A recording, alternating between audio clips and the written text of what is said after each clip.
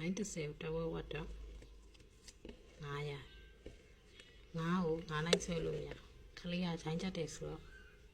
ငါးခွဲနဲ့ဆွဲမယ်ပခုံးများနဲ့အောက်ကိုငါးခွဲဒီလိုလေငါးခွဲပြီးပြင်ကျင်မြင့်က28ကိုဒီကခွဲ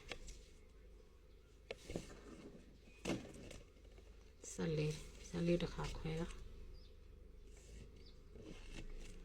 ခွနဲ့မအဖြစ်ရခွနဲ့ကို